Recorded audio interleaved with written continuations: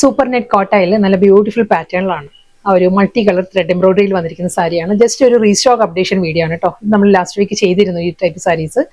റീസ്റ്റോക്കിൽ വന്നിട്ടുണ്ട്. 2 ഡിസൈനിലാണ് സാരി വന്നിരിക്കുന്നത്. വളരെ ലൈറ്റ് വെയിറ്റ് ആണ്.